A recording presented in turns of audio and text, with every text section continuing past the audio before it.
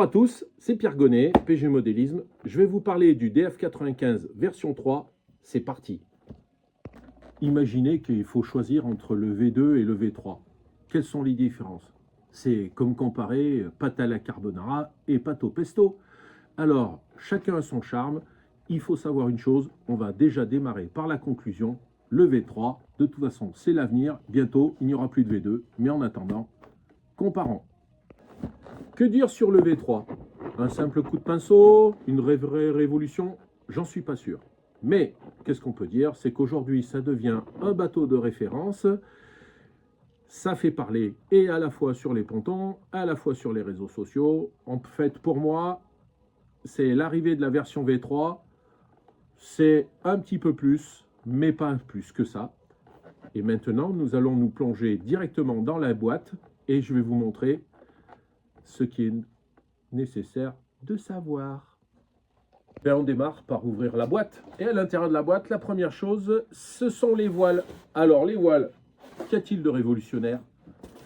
Simplement, ils ont doublé les renforts, donc on n'en parlera pas plus. C'est ce qui existe déjà chez certains fabricants, et surtout votre fabricant français. On va commencer point par point. Voici mon bateau, version V2, et voici en dessous la version V3. Qu'est-ce qui change? Premier point, ce sont les vis. Vous voyez, maintenant, on est passé en vis bombée, alors qu'avant, on était en vis fraisée. Nette amélioration, de vous à moi, pas une certitude. On passe à la deuxième. Voilà, les capots, en fait, sont les mêmes. La seule différence qu'on peut voir, c'est que à cet endroit-là, eh bien, un petit fraisage a été fait, c'est-à-dire qu'on reste sur les mêmes capots. Simplement, il est un petit peu moins épais au passage des vis. Donc, nette amélioration ou pas nette amélioration? À vous de voir. La vraie nouveauté, eh bien, elle va se situer à l'intérieur, c'est-à-dire sur la partie radiocommande. Allez, je vous montre ça sur la nouvelle version.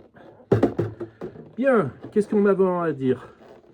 Nouvelle platine qui reçoit une platine pour l'interrupteur. Ça, c'est super top, parce que pendant les régates, il avère que quand on a un souci d'interrupteur, c'est plus facile et plus rapide à changer. Et ça, c'est une vraie révolution.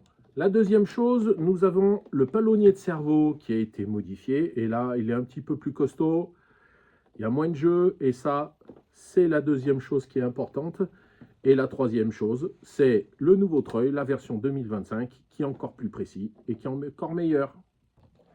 Alors, version V3, vous me direz, côté extérieur, eh bien, il y a des petites révolutions.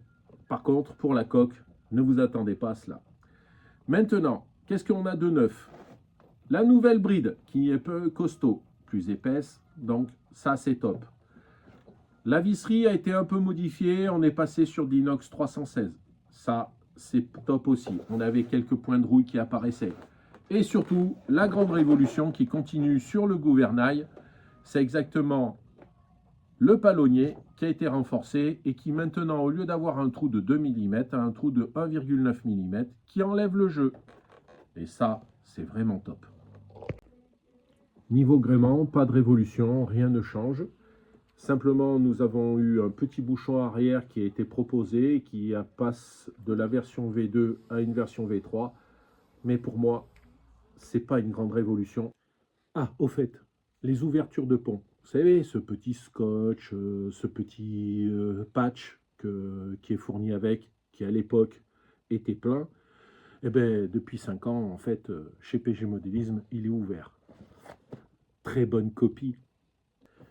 Donc, que vous dire?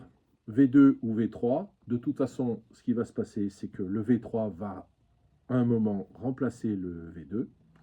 Maintenant, aujourd'hui, qu'est-ce qui est radical et qu'est-ce qu'on peut en conclure? 1. Si vous faites du loisir, le V2 vous convient parfaitement, tant qu'il y en a. Le V3 pour la compétition, certains points sont positifs, certains points sont négatifs. Et ce qu'on peut voir aujourd'hui, c'est qu'on pourra transformer son V2 dans très peu de temps avec le petit kit PG Modélisme. Et on pourra passer en version V3. Maintenant, certains points sont à éliminer pour ma part. Vous me demandez beaucoup par mail, par coup de téléphone, par SMS, par message via Messenger, ce que j'en pense. cette vidéo vous permettra d'en apprendre un petit peu plus. Je pense qu'on reviendra dans le cours de la semaine sur une prochaine vidéo, car je suis en train de préparer un V3 pour un client.